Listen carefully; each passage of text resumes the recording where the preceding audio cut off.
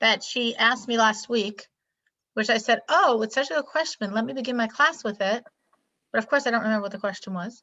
And of course, I don't have my phone here to read the question because I gave my phone to somebody else before I walked into my class. So, Tina, can you tell me what the question was again? I don't hear you. You're muted. Yeah, sorry. Let me find the question myself. Sure, you can look on your website where you sent it to me. We're a bunch of busy ladies. Oh my gosh. Who can remember from one week to the next, from one No, we minute to the can't. next? That's why we have phones and that we can read a week later and find out. And I must say tonight is already the energy of the second of ER, phase ER, which is the Rebbe, which is the energy of the Rebbe Maharash. It is the birthday of the Rebbe Maharash. And the Rebbe Maharash was the fourth Lubavitcher Rebbe.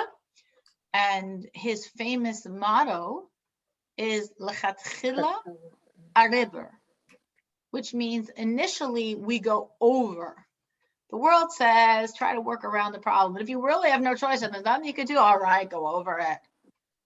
And the Rebbe Maharash says, and I say, initially, go over, conquer, forward, march, fly. So that's a very, it's very much a strategy that the current Lubavitcher Rebbe definitely uses. We just go straight and go forward, and we don't take obstacles into account. We don't let them limit us. We keep walking. Maybe we're flying half the time, but we think we're walking. We keep going forward, forward, forward, forward, forward. And it's amazing what we can accomplish. So that's the energy of tonight. So yes, we are very busy ladies, and that's great. We're doing a lot. Mashiach's coming and it's not much time, so we gotta do a lot. So Dina, did you find your question? Yeah, I found the question. So this has to do with the sinful souls, I guess, who can produce higher souls. They themselves, right? Okay. So that my question was,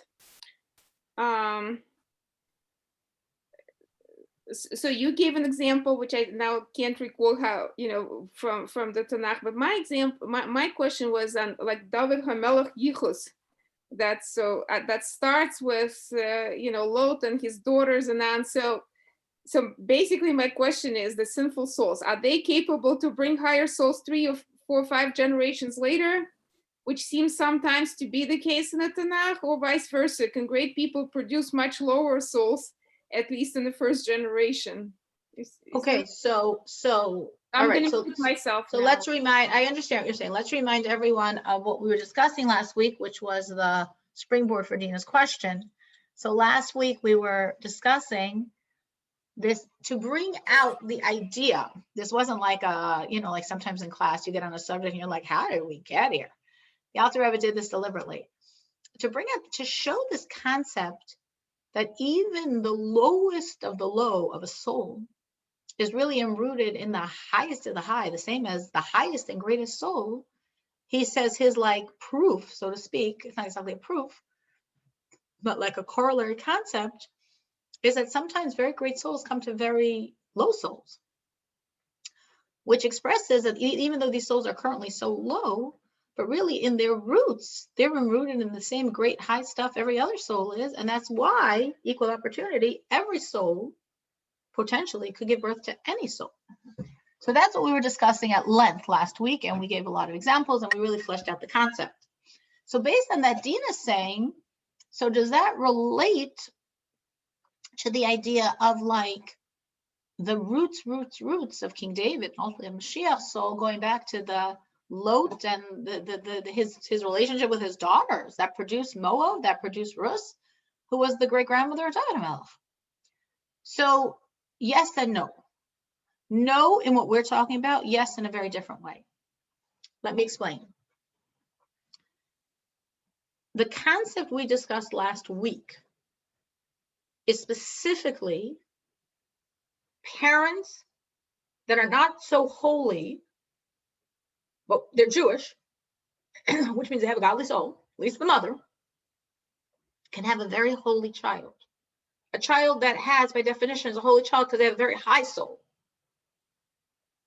How could this Jewish woman, or ideally both parents are Jewish, How could such souls produce such a soul, such a high soul, miles higher than theirs, as Alter Rebbe was saying? Because really these two souls of the parents, even though they seem quite low, they're very limited in their abilities, and that's why the parents are living lives that are not so spiritual or holy. But if you open up and open up and open up the energy of those souls, you actually find the essence of God himself buried there. And therefore, every soul, even the lowest of the low that traveled 3,600 levels, and therefore the person that possesses such a soul starts off with limited spiritual abilities. But if they work, they can crack open and crack open and crack open and get to the very essence of God itself that's inside every soul. So that concept is specifically parents to children. It is not grandparents or great-grandparents, or let alone as many generations back as Lot and his daughters to King David. It's specifically parents to children. We explained last week, well, why would God do that? Because truly parents, unless perhaps the greatest of the great, of the righteous of the most righteous tzaddikim, parents cannot determine the soul their child receives. So why would God choose to take such a holy soul and give it to such people? And that's what we explained last week at length, that in terms of getting around the forces of evil, it works because the forces of evil would say, it's in such a place you can put such a soul. So we trick the forces of evil to let that soul in this world. And for God, it works because there's sparks to pull out. There's an energy that needs to be released in this place specifically.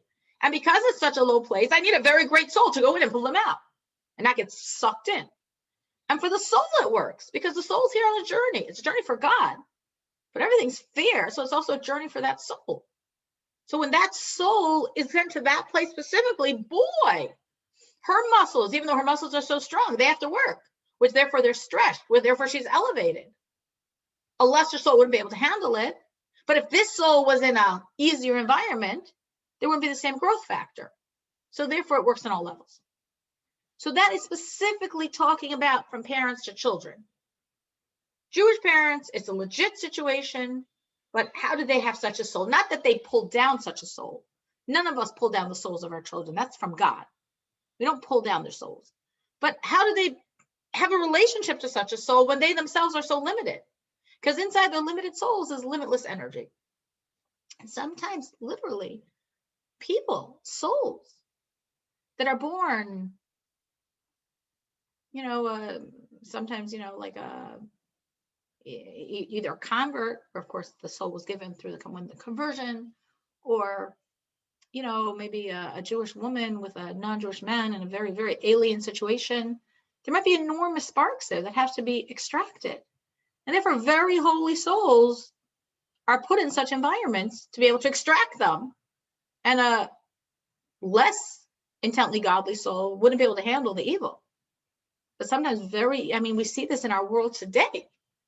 People coming from such crazy situations, from such darkness, and coming out, not just that spiritually intact because they found God despite it all, but coming out with those sparks. They were in the darkness. They were raised in the darkness. Maybe they fell into the darkness. Sometimes like we have in our generation, people that, as we say, go off the derech, but then come back on.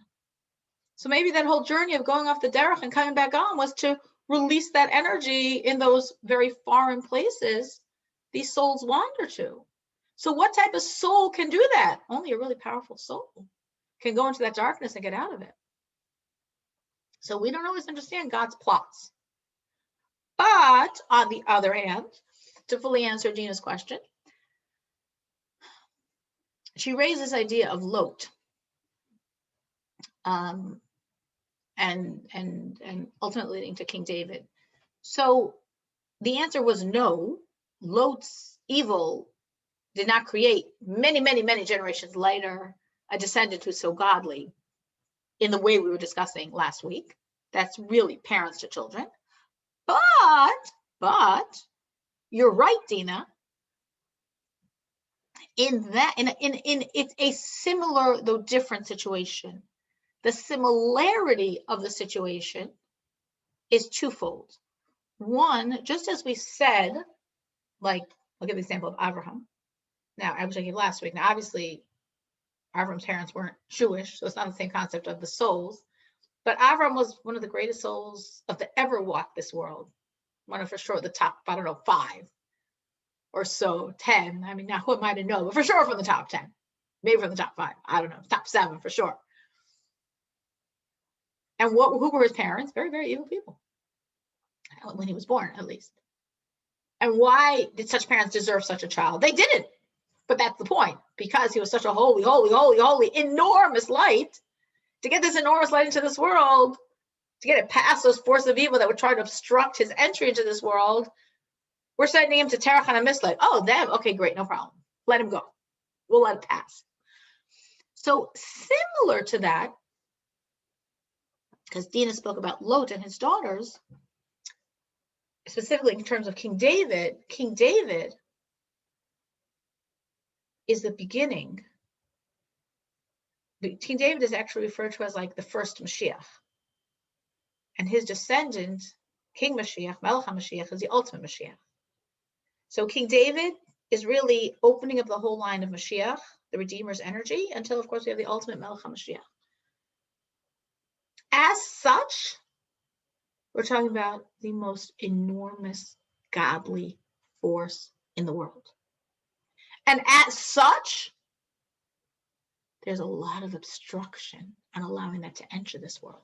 To the degree that it says David was supposed to be a stillborn. And the first man, Adam, he saw that David was supposed to be born a stillborn. He's like, no, he's got to live. So he donated 70 years of his life to him. And that's why Adam, who was supposed to live 1,000 years as the ultimate man, perfect life, 1,000 years, lived 930 years because he gave 70 years to David. But then the forces of evil came and blocked that. So he was still supposed to be a stillborn. So then Abraham, Isaac, and Jacob, Abraham, Yitzchak, Yaakov, and Joseph and Yosef, the 4 of them together pitched in. Don't ask me because I forget how many years each one gave, but it's written. But between Abraham, Isaac, Jacob, and Joseph, Abraham, Yitzchak, Yaakov, and Yosef, together, they contributed 70 years again, second time into the pot. And with those 70 years, David lived. Because there was such opposition from the force of evil to his existence. Because this is David, this is the Redeemer, this is ultimately Mashiach. For the same reason, the whole line that created David has a lot of weird stories, a lot of murky garbage, seemingly. And all of that was, again, very similar to the idea we were discussing last week, though not the same, but similar, because we're not talking about parents here, but the idea of such holy energy to get into this world, it has to come through the back door. So if we start in the beginning, as Dina said correctly, the first crazy story, ugly story, forbidden story, is Lot, who, not to go into the whole, spectrum of Jewish history, this could take us the whole class, but Lot, his wife and his 2 daughters were the only survivors from the 4 cities that God destroyed, Sodom, Gomorrah, and 2 other cities. The wife died on the way, so now we've got Lot and his 2 daughters. They run to a cave, and the 2 daughters think, well, God's destroying the world again. He did it by the great flood. Just, 8 humans survived, basically. He's doing it now. Us and our fathers, that's all that's left. Now, Lot knew the world wasn't destroyed, but his daughters didn't know that. And his daughters said, we've got to have relationships with our father to repopulate the world. And that's what they did. And from that act, that horrible act, 2 nations came forth. The oldest daughter, we could see her moral level. She called her son Moav. Moav means may of, from the father. Not very high level, appropriate relationship to what she did. The second daughter was a little more discreet. She called her son Ammon, like Ami, a nation, my nation. At least she didn't explicitly say what happened. And God made these 2 huge nations. And we're like, why? That was disgusting. Why should I have any child, let alone a nation? And they were, obviously, you can understand their roots, horrible nation. The sages say, so from that 2 beautiful converts could come forth. Rus from Moab who was the great-grandmother of David, and Naamah, the wife of King Solomon, of Shlomo HaMelech, from Ammon. These entire nations existed for hundreds of years for Rus and Naamah. Why did God do that? Because within Lot, there was an enormous piece of energy, of godly energy, that was ultimately needed to fuse into the energy of Mashiach. But for that energy to come down, again, the only way it could come through was through our really back door. Through this horrific act between Lot and his daughters, through this horrific nation from which emerged, like I said, the child or the convert, Rus, huge soul that took all of that energy and had a one-night marriage with Boaz. Rus was 40, Boaz was 80. Before we get to Boaz, though, we could go back to Boaz's past. So Boaz had a very illustrious lineage. He came from the most noble tribe, Judah, Yehuda, from the most noble family. We've heard of Nachshon ben Aminadab, the whole royal princely line of Judah. But if we go back to that roots, the story doesn't look too good either. We have, again, a very long, complicated story that I'm not going to go into much now, which is Judah and Tamar.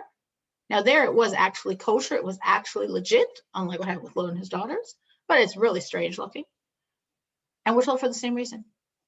Because for them to produce what ultimately has become the child, Peretz, that's ultimately become the father of Boaz, of David, of Mashiach, such a huge light to come into this world, the only way to come is through a very back door, which is what happened.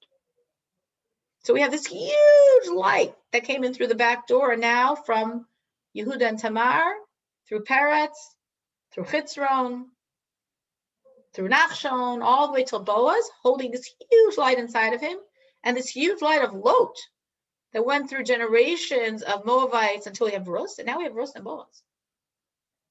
And according to popular opinion, they were not allowed to be married. Because the popular misconception was you cannot marry a convert, obviously you can't marry a non-Jew, you can't marry a convert from Moab or Ammon, based on the biblical commandment. But the real law was you can't marry a male convert from Moab or Ammon, but you can marry a female. So Boaz, who was the judge of the Jewish people and the head of the highest court, pronounces this ruling. Lo and behold, later, like the same day, he gets married to Rus. And lo and behold, that night, he dies. So what did everyone say? Oh, well, you see what happened. And people said that for generations. They had a very holy child, a fusion of these sparks from Lot and from Yehuda and Tamar, from Boaz and from Rus, very holy child. He was called Oved. He was a perfect servant of God. And people the whole time are whispering, is he legit? Is he kosher? Is it allowed? He had a very holy child, Yishai, who was so holy, he's one of the 4 or 5 people our sages say only died because, as they call it, the bite of the snake, meaning from the primordial sin. Otherwise, he was so perfect. How could he ever have died? And people were talking about him also. And he had King David. And people were talking about him also. So why did God set it up this way? For exactly that reason. Because for there ultimately to be the soul of Mashiach, as it's going through David, it has to go through these doors that the force of evil don't stop it. They're rejoicing, they're dancing. They have no clue of God's plot. That comes out with David and Bathsheba, another crazy story for exactly this purpose. And again, so we really have both 2 of the 3 ideas I discussed last week converging here. The tricking the forces of evil, if you will, and these enormous pieces of energy that specifically are coming in these very dark places. But this enormous energy that ultimately is the energy of King Mashiach himself. But it's not exactly like what we said last week, because it's not for the reason we said last week, and it's not because of a not holy parent, but it's globally the same concept of to allow this enormous energy to get in this world, to pass it through. This is a technique we're using. So that was Dina's question. So I hope, Dina, you got a complete answer. And I felt it was a really valid question. So why should I just answer her? Anyone else have any other questions on what we were discussing last week? Or on what I just said to answer that question from last week?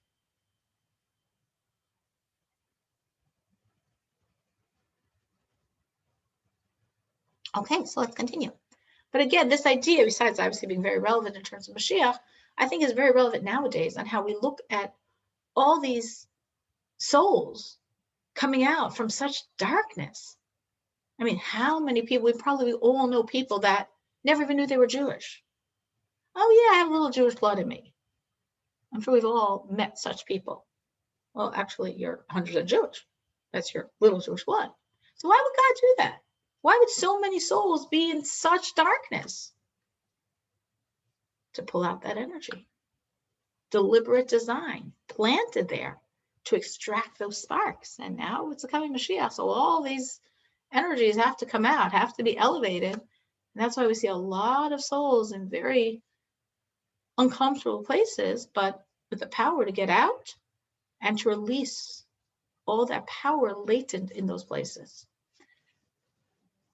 So continuing, that was sort of piggybacking on last week. We're in chapter 18. And I'm opening this as if it's my bookmark to be in the right place, which of course it's not. We're on the second page of it, page Hafdalet.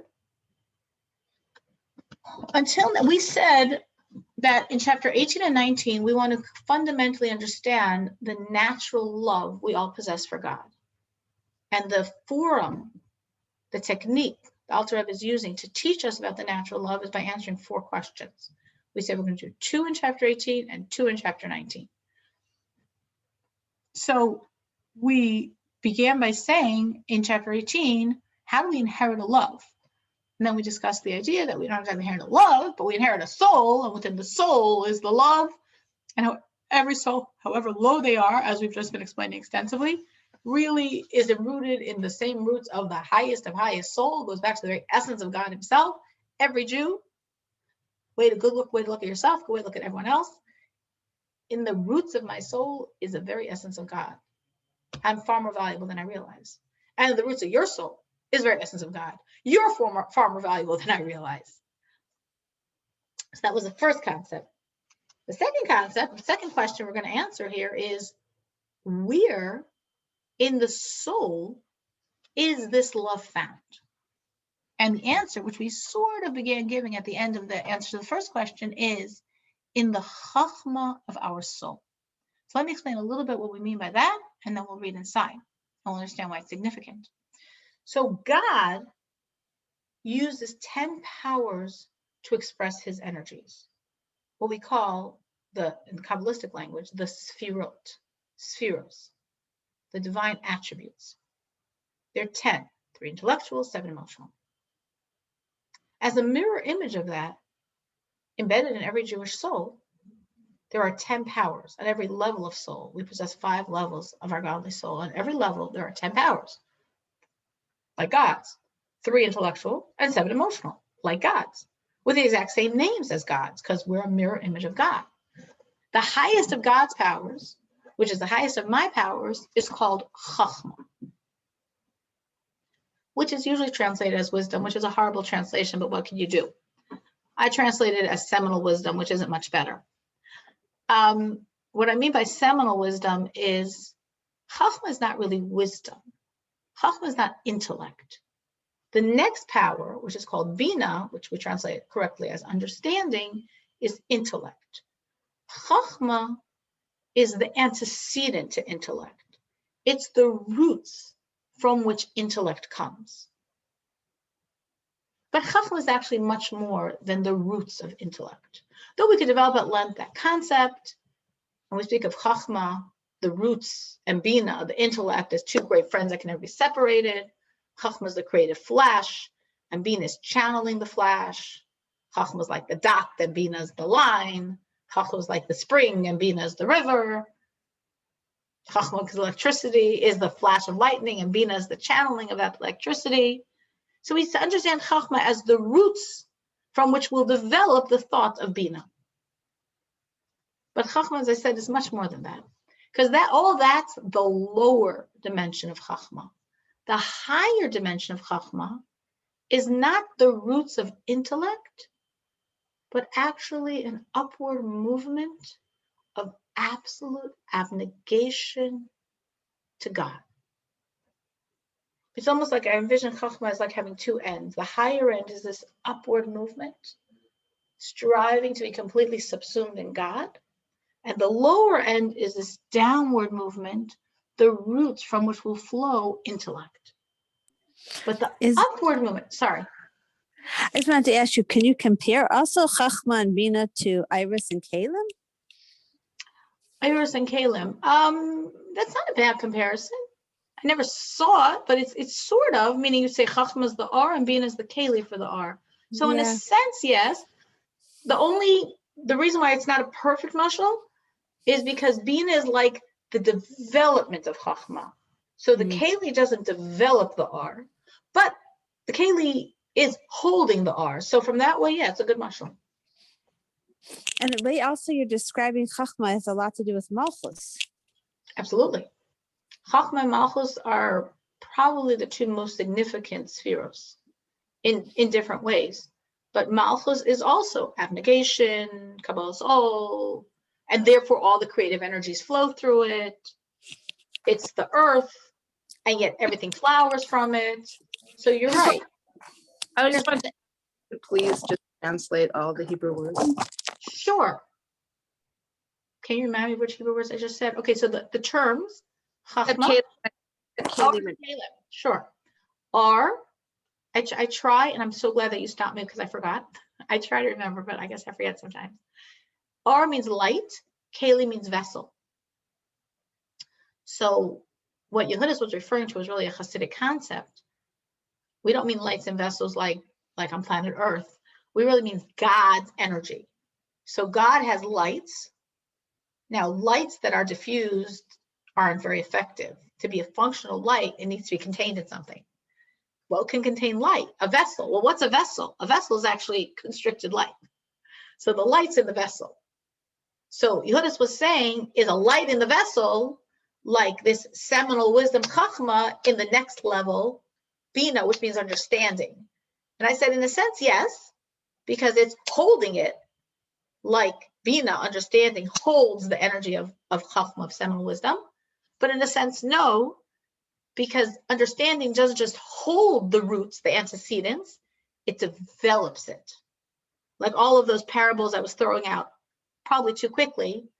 Like I said, you have a point and then you have a line. What's the line? The line is like the extension of the point. Or you have a spring and then you have a river. So you have this spring, this energy, but it's not going anywhere. But then you have the water that flows from it. That's the river. Or I gave an example of like a flash of lightning and electricity. So you're channeling that flash and containing it, but also channeling it, drawing it into something.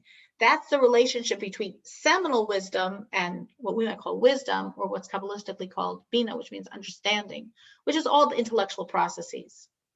Thank you very much. I'm trying to think of other Hebrew. The other Hebrew that Yehudis threw in another question was, after everything I explained about seminal wisdom, Chachma, she said, well, it sounds a lot like another one of God's abilities, and our abilities as well, called Malchus, which we could translate to the English here, sovereignty.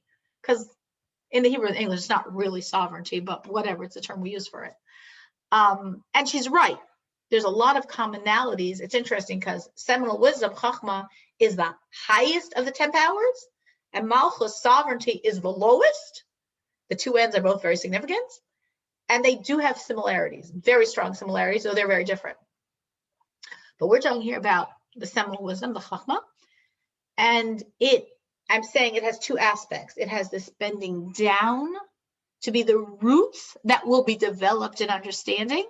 Sometimes a parable I think for it is like, if you would envision the father and the mother together forming a child, so the father giving the seed is like the seminal wisdom, the Chachma, but then the mother takes that seed and 9 months later, a child is born. That's like the understanding that pulls out all the potential from that inspiring flash. Imagine like two good cohorts, like a good partner. One of you has such creative ideas and the other one like channels you and gets you to actually develop it and make it happen. So that's the seminal wisdom, Chachma, and the Bina, the understanding. But all that's the lower end of Chachma, the lower end of seminal wisdom. The higher end, which is relevant here, is extending upward to God.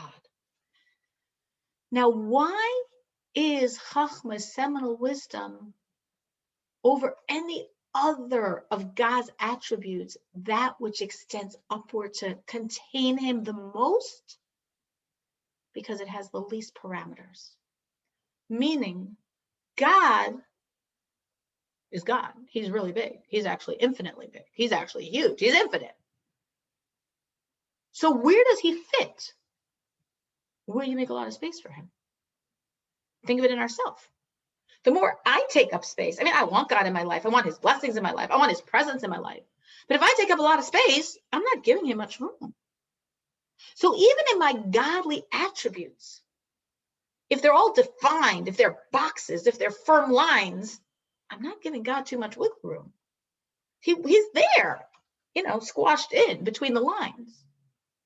But the highest trait, seminal wisdom, has the least definition. It's the most fluid. There's no lines. There's very little parameters. As such, this is where God is found. Above, by God in his attributes, and what we're talking about here, below, within man, within me, within every level of my soul. The highest level, Chachma, seminal wisdom, has the least definition, has the least boxes, and therefore God can be most expressed. So on one hand, seminal wisdom contains God more than anything else because it's most godlike. And also it contains God more than anything else because it has the least rigid definition. It takes up the least space. And the more space you take up, the less room there is for God. And that's why, as I told you last week, all of the deepest, most godly soul powers, belief in God, love of God, fear of God, self-sacrifice for God, they're all buried in Chachma, in seminal wisdom, because that's where God's spark is strongest. That's where it's the essence piece of God is found in your soul. Sometimes people refer to the term, in the Yiddish, they call it the Pintel Yid, that like Jewish spark. So that Jewish spark is really a God spark. And that God spark is found in Chachma, in the seminal wisdom, because there's the most room for God. And that's where this love is found. Any questions on anything I said, either because I slipped too much into Hebrew, my absolute apologies, or just because I threw out a lot of concepts?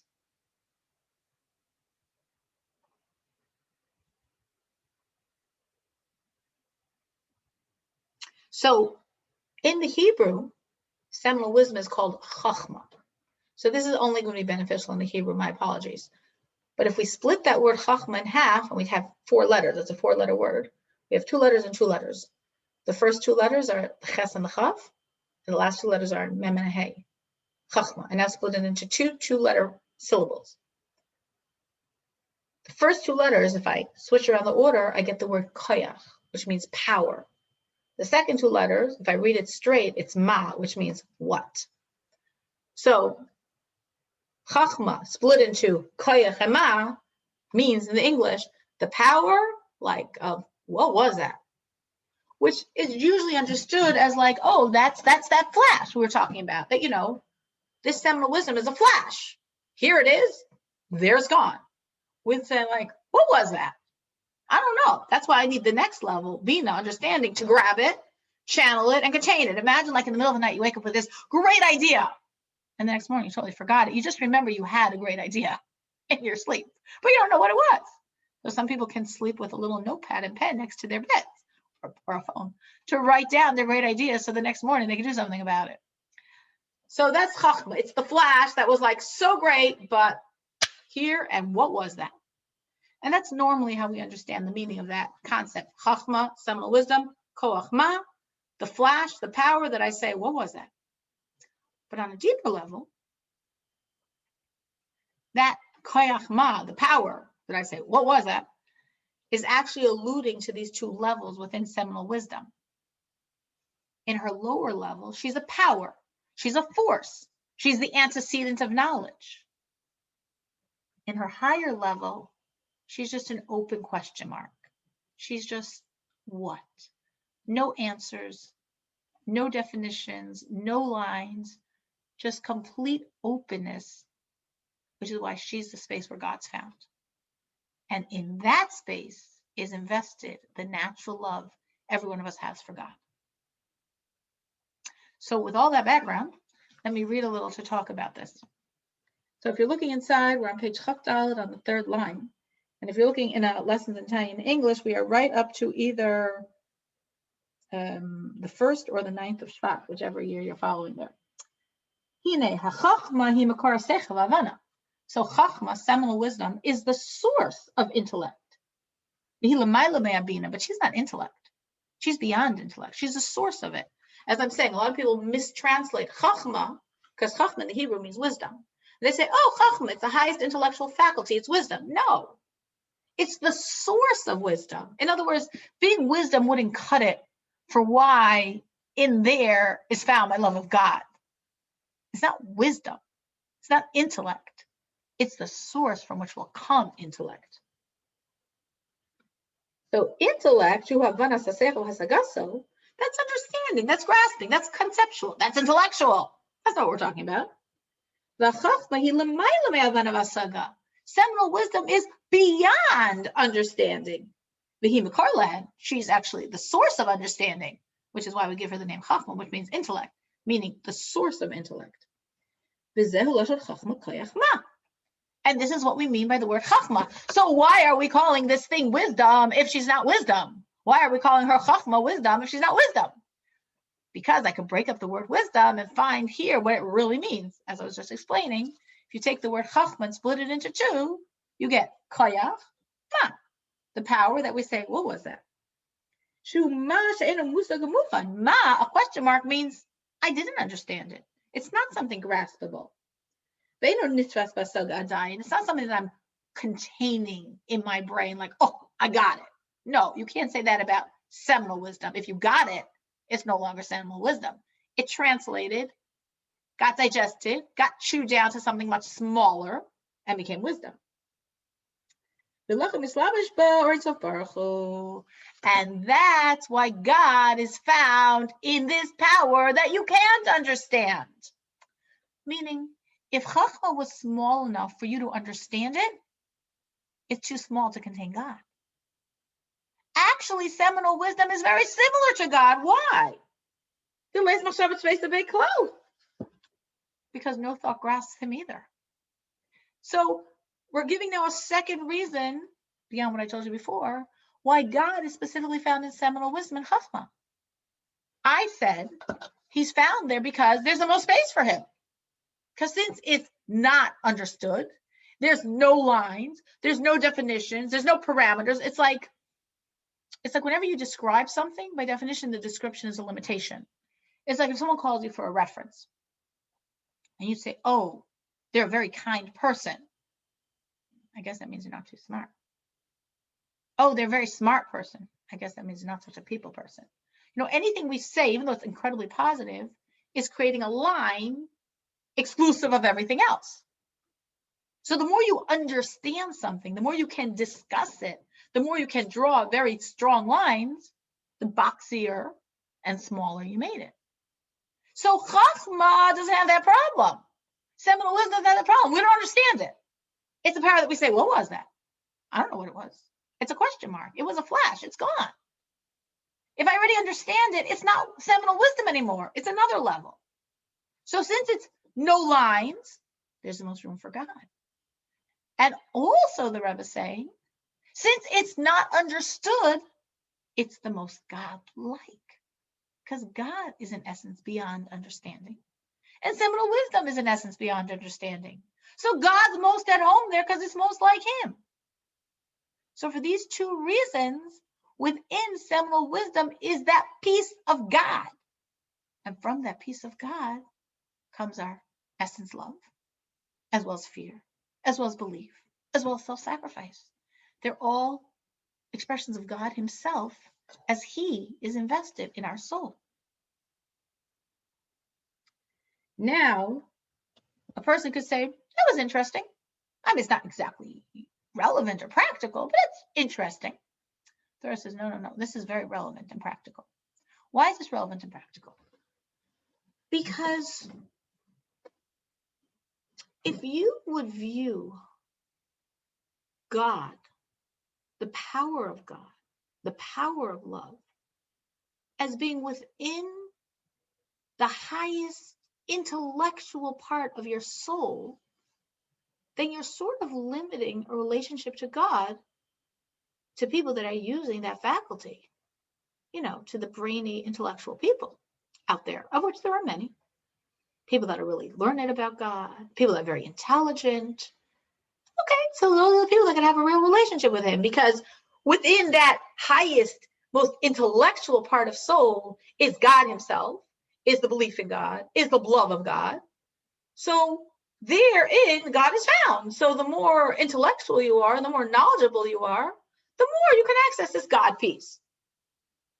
Well, besides that being a very elitist way of looking at Judaism, it's also very limiting. Because what about everybody else? What about the people that aren't intellectual, or never had an education, or never had the luxury of time to study? So they've got all this God, but they can't access it, so it's not really helping them. So it says no. Because that's not where it's found. This love of God and fear of God and belief in God and self-sacrifice for God is not found in intellect. It's found in that peace that's higher than intellect, in that not understood part of soul. So you don't grasp it with intellect. So guess what? You know nothing about God? No issues. God's deepest parts of self are not buried in your intellect. It's buried in that which hovers higher than intellect, separate from intellect, beyond intellect.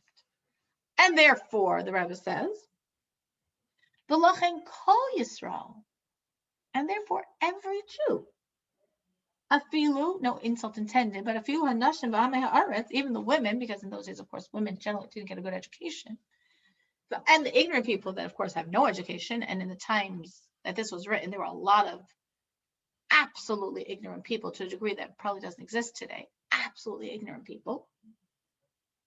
Hey, Mamina Bavaya. They have absolute belief in God. They're absolutely in touch with this God piece of them. Absolutely believe in God. Absolutely will self-sacrifice for God. Absolutely love God. Absolutely fear God. How? Because it's got nothing to do with intellect. Because it's not a part of your soul that has anything to do with intellect. It's not a part of your soul that has to do with develop this or develop that. It's a part of your soul that's just open to God. So you don't need any background or any degrees, any preconditions to access it. It's getting in touch with yourself.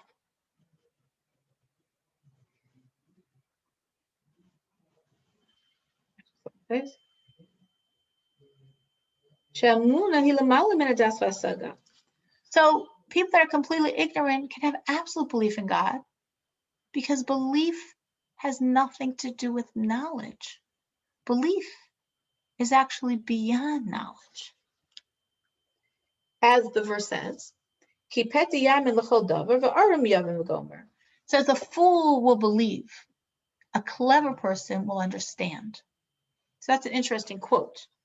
A fool will believe, a clever person will understand. That's from Proverbs.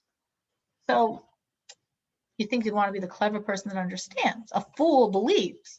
Why would I want to be a fool and believe? I want to be a clever person and understand. But the Bible says, but there's a little problem. Remember, no one can understand God. So if you want to understand God, you're never going to understand God. So then how do I take God if I can't understand him? You could believe in him. You could be the simple person that doesn't understand. You take it on faith. You believe in God. It's interesting because in the Hebrew, arum, the Hebrew word for clever, means clever, but it also means something else. It also means naked. It's the same etymology. It's the exact same word, actually. Arum, naked, arum, clever. So the verse from Proverbs is saying, a fool believes, a clever person understands, a naked person. Meaning, if you want to take God on intellect, you're so smart, and you understand so much, you're not getting God. You're getting the box of your brain. If you're only going to take God based on how much you understand God, then God can only fit into the box of your understanding, which means anything that doesn't make sense to you, is outside the box. Like, I can think how many people will say to me like, oh, Judaism can't say that. That doesn't make sense. Or Judaism can't require that. That doesn't feel good to me to do it. Like, and I'm like, Judaism's not a feel-good religion. It's not like this feels good, so it's Judaism. This doesn't feel good. It's probably not Judaism. Who said Judaism is supposed to feel good for you? It's God. So when you make a box, the box being what feels good to me, or my knowledge, or my understanding, so everything that fits in the box works, and everything else you discard. So you made God as small as your box. I think the Rambam, Maimonides, has this concept. He says a little differently, but I think he speaks of I think the parable he gives for it is like a circle, where if a person draws a circle and then finds the midpoint of that circle they drew, and they say, okay, that's it. That's that essence point. It's not the essence point. It's the point of the circle you drew. So if your brain, so to speak, is the parameters of the circle, the epicenter of the circle is not the epicenter. It's your brain's epicenter. So we can't make God just squash into the circle my brain drew. But what do you mean? I'm only going to understand as much as my brain will allow me to. True. And that's why we don't take God intellectually. So how do we take God? Petiyamin. We believe. And we're that innocent, foolish believer. And that's how we get God completely. Now, all this might sound like a big oxymoron because we spend this class every week learning all this deep stuff about God. Like, what are we wasting our time for if we're supposed to be innocent believers that know nothing and we just embrace God with our belief? So what are we learning and learning and learning about? Well, the truth is, it's like a fusion of both, meaning saying that we can never understand God and we take God with belief doesn't mean we don't try our hardest to understand. It means that we have two conflicting obligations. We have an obligation to know God. There's a verse, Da es Elokei Avicha, know the God of your fathers. And there's a verse, believe in God. And the way it works is we have to initially start off with a foundational, simple, pure, I know nothing, unquestioning belief. And then I have to start learning. And I have to use my mind and grow and grow and grow. And the more I grow with it, and the more I understand, as the whole premise of this whole book we're learning, the mind is the key to the soul. And the more I understand God, the more I connect to God, the more I emotionally feel deeply for God, the more I'm committed to serving him. And I go with that as far as I can. And guess what? Every one of us will have a cap. This didn't compute for me. I don't get this. I can say it, I can repeat it, I can regurgitate it, but it doesn't make any sense in my brain. Okay, that was the limits of your brain. Like, why would you think your brain can truly understand God anyway? What happens at that point? At that point, Petiyamin, the fool. When you reach the limits of your knowledge, you believe. So we have a belief that's the precondition, that's the foundation. And then we use our mind to understand God as much as we can to develop that intellectual, which is our deepest soul power that we can grasp, relationship. And when we reach that point that we don't understand anymore because we're human and our brains are finite, at that point we ascend to a higher belief. So why'd I bother all that learning if in the end I'm going to believe anyway? Because the higher you go with the knowledge, that's the point where your belief is going to start. They say that Maimonides, who of course was Maimonides, understood God up to the world of Atzilus. That's the most highest of the four spiritual worlds of our solar system. Most people don't get that high. But at that point, he ascended to belief. Because however high and deep and amazing his brain was, there's a certain point where it's a human brain. And beyond that human brain is belief. So therefore, the deepest powers of our soul, the peace of God himself in our soul, is it embedded in knowledge? No way. That would be so limiting. It's embedded in that absolute negation of self to God, in the seminal wisdom, in the source, in the roots, but not in wisdom. And therefore, everyone can access it. It has nothing to do with understanding. It has to do with turning into yourself and believing in God. So going back to this verse from Proverbs, the fool understands and the wise, clever person, no, the fool believes and the clever person understands. And when we're talking about God, who's beyond any intellect, and as we already said, no thought of ours could ever grasp God at all. Well, we're all fools in contrast to God. As it's written, now this is from Psalms, I'm ignorant, like an animal, like below Ada, I know nothing. I'm like an animal in comparison to you, to God. And I'm always with you.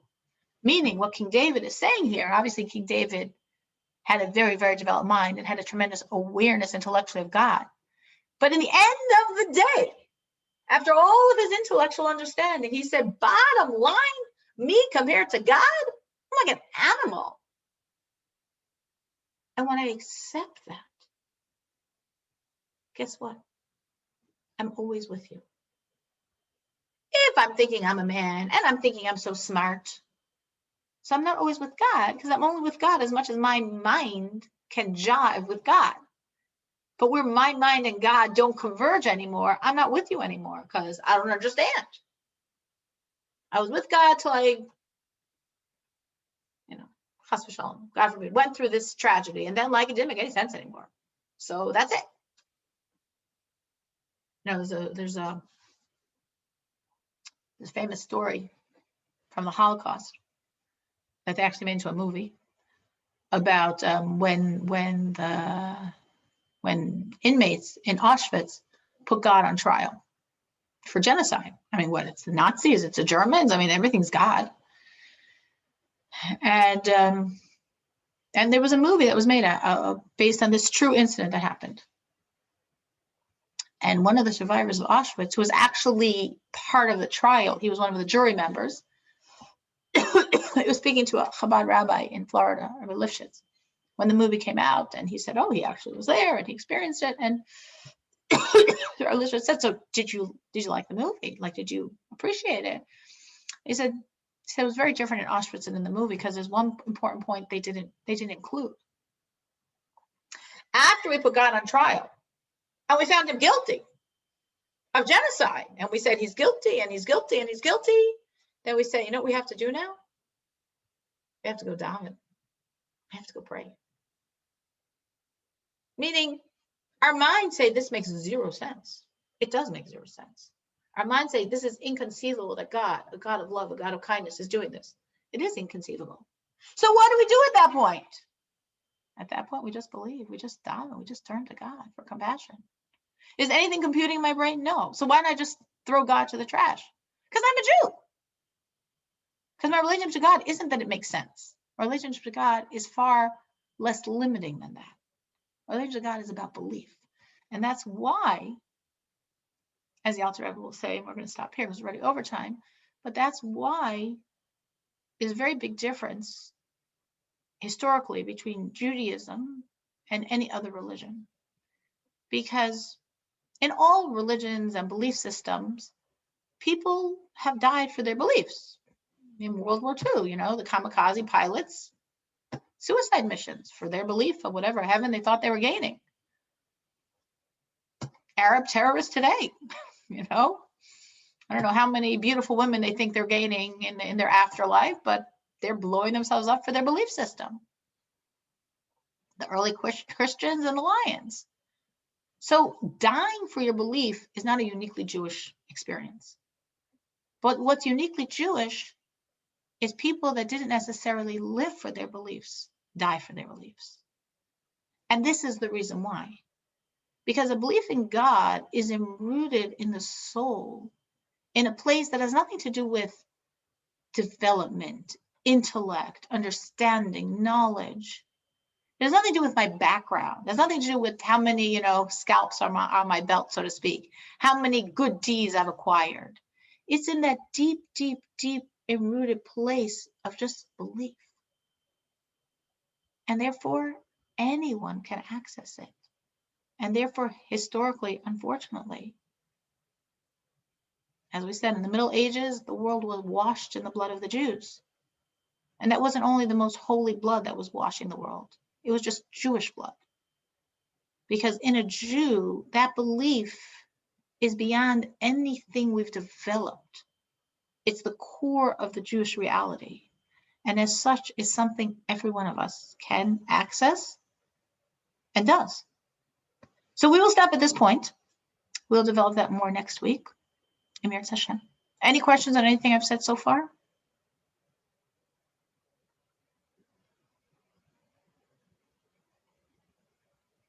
Okay. Well, this was the week of decompressing, post Passover, recoup. It doesn't mean you're all well rested and recuperated. I understand that because life has a way of being life. But still, at least we can't say it's because of Passover. It's just because of life. So anyone has something they would like to share from the kindnesses, wonders, and miracles they've experienced?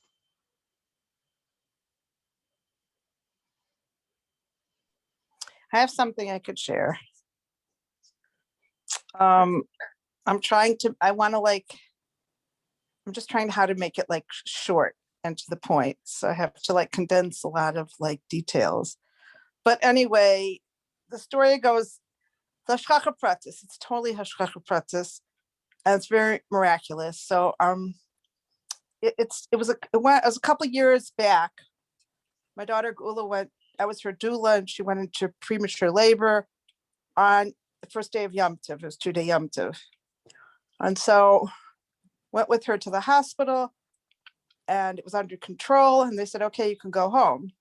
My problem is we're in Evanston and we couldn't go home because there's no way to get there when she's in her 8th month, and she obviously can't walk back from Evanston. So we went to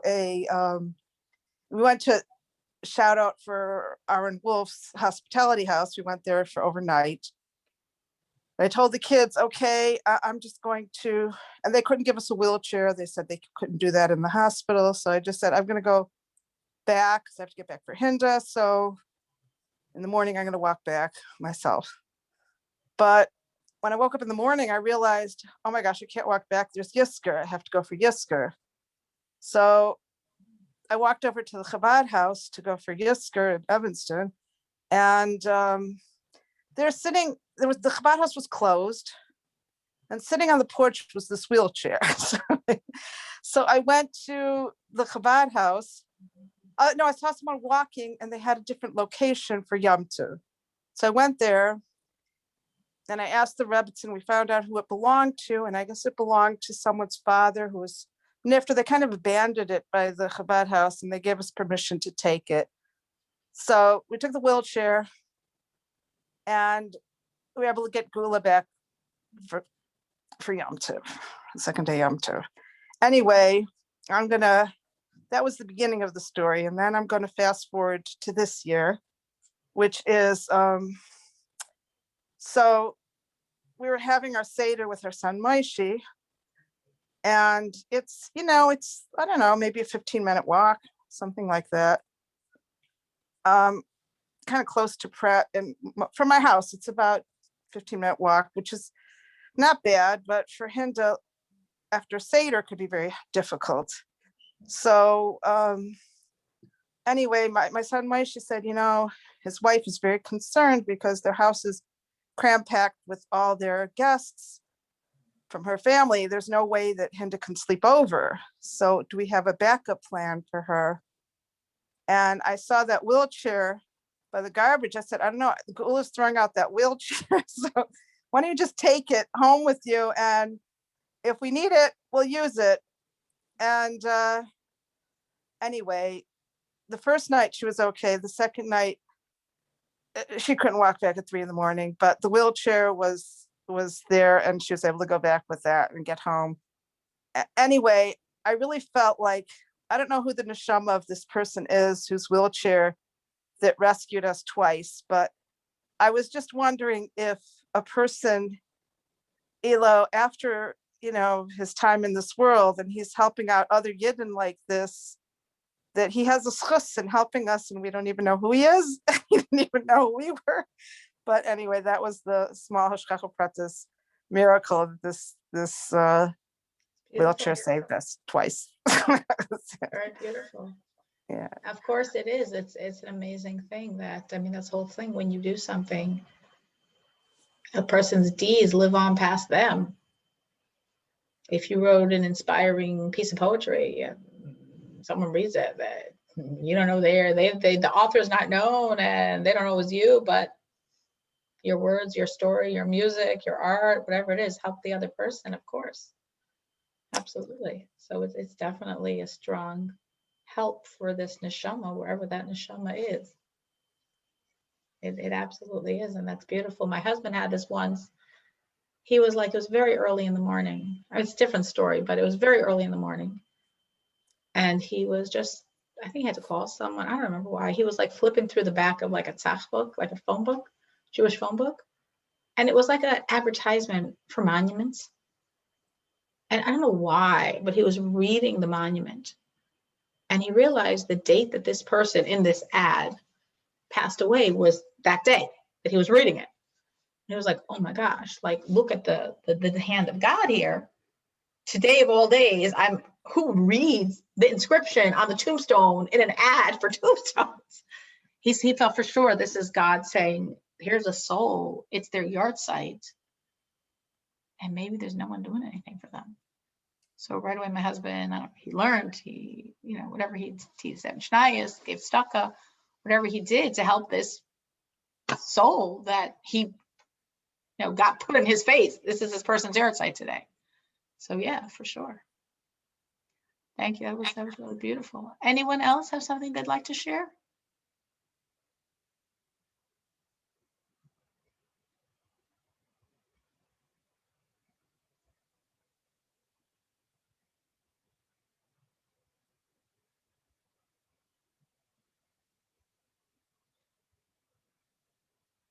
Well, as I said, it's Beis Iyar.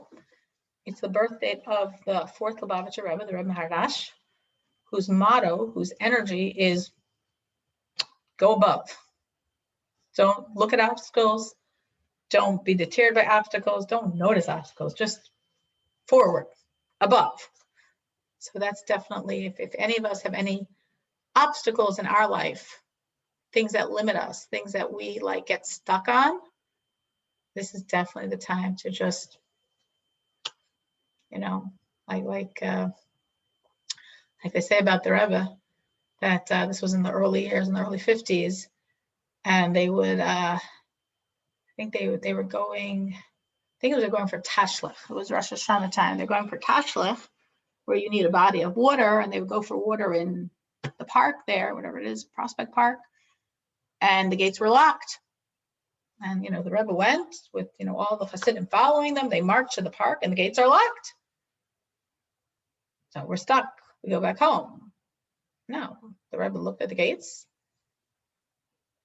and climbed right over.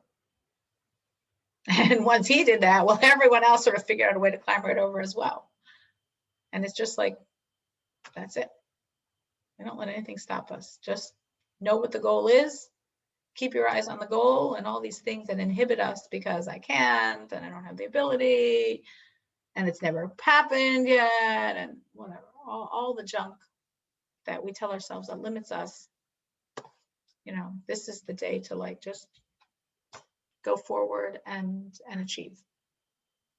And we're all capable of achieving big, big, big time. Thank you so much for joining.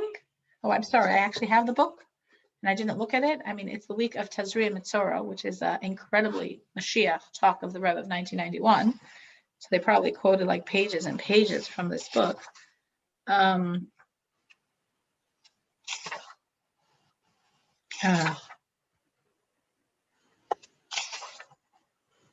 find it here. It's like double pages. It's maybe like in Yiddish and Hebrew. Yes, pages and pages. Of course, they quoted from Tazria Mitzora. So the Rebbe said in 1991, this week, Mashiach is found in this world, in this time and place of exile, in a situation of exile, suffering the sicknesses of exile, like it says in the Gemara, in the times of the Talmud, that if Mashiach is from the living, it's Rabbi Yehuda Hanasi, because he's perfectly righteous and suffering the sicknesses of exile. Mashiach is waiting with bated breath and longing eyes to be redeemed from the concealment of the time and situation of exile as the King Mashiach to redeem the Jewish people with the absolute redemption.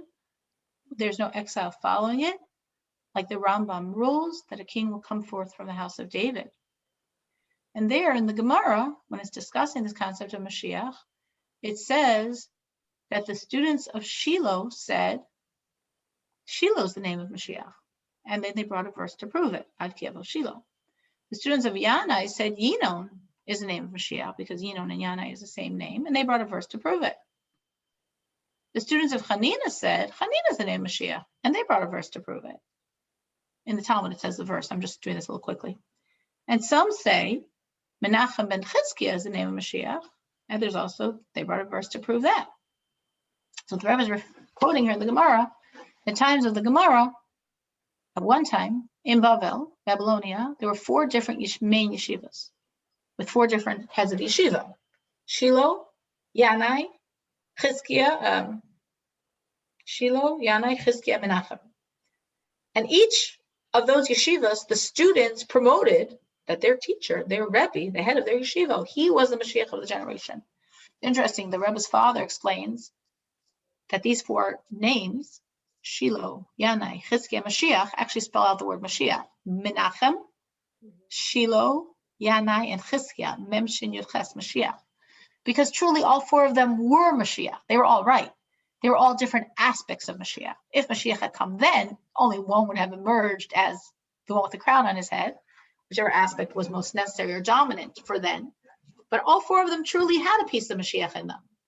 And together, their energy was the complete totality of Mashiach. But what's interesting here, as Rashi explains, is it's not that the students on their own thought this up, so to speak.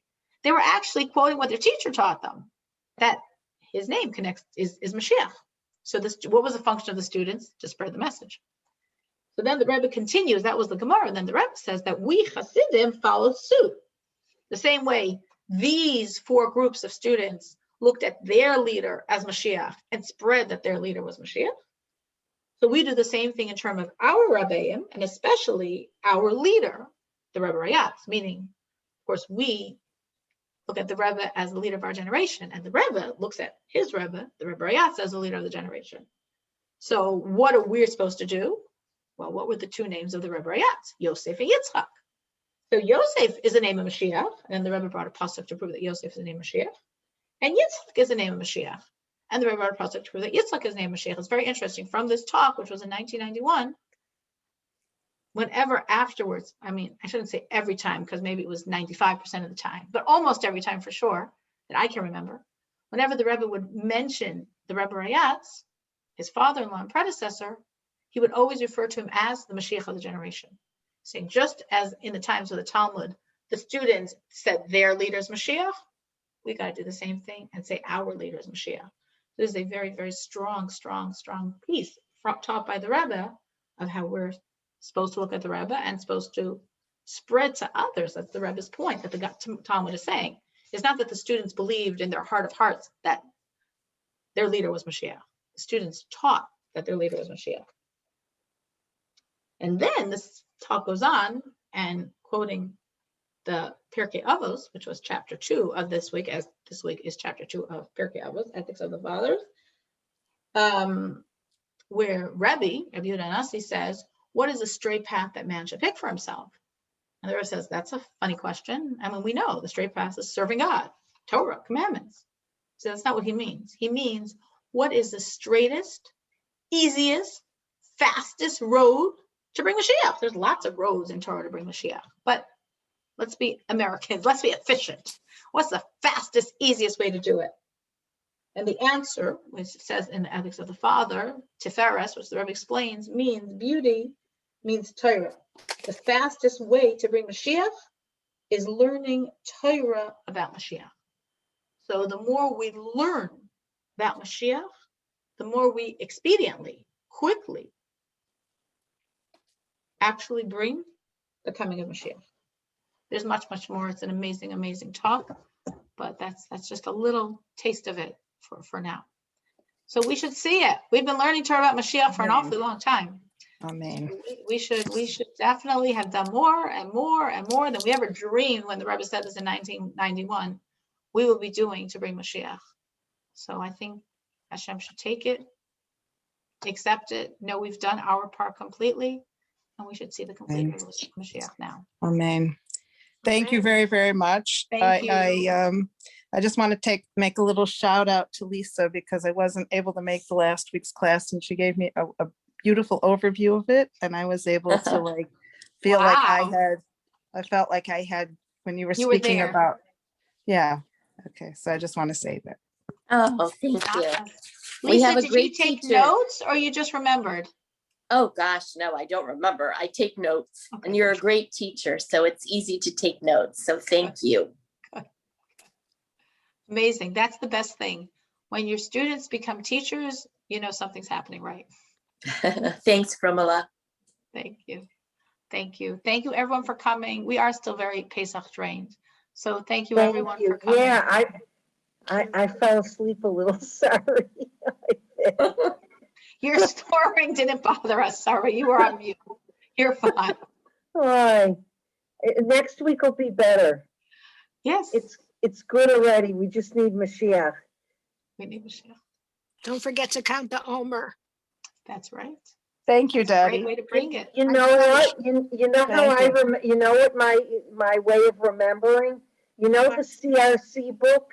They have like a chart in there and I cut out one and I keep it on my pillow. Oh, wow. Wow. Before I go downstairs in the morning, I take it and I put it on my pillow. So Wow. Wow. it's just good an for you. idea. It's Do you know what, good. my way of remembering is that I have Hint as my partner. So that I have to daven, I have to make the bracha with her. She's my partner. So that makes me remember. That's fabulous.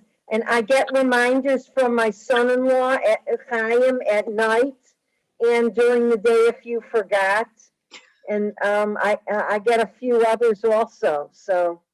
So between everything, you just keep counting it many, many, many times. Yeah, Baruch Hashem. So thanks so much, Cyril. My husband actually counts, like every once in a while, I just sporadically see him counting again and again and again. That's a way not to forget it. That's right. You just keep doing it again. Oh, did I do it this hour yet? Let me do it one more time. Thank you. Thank you. Thank you. Thank you. And we should Good have night, a wonderful week. Hashem appreciates everything we're doing far Amen. more than we realize. Amen. Okay, good That's night. a nice thing to hear. Night. Thank you. Good night. Take care. It Night. is. Sei gesund. It's true.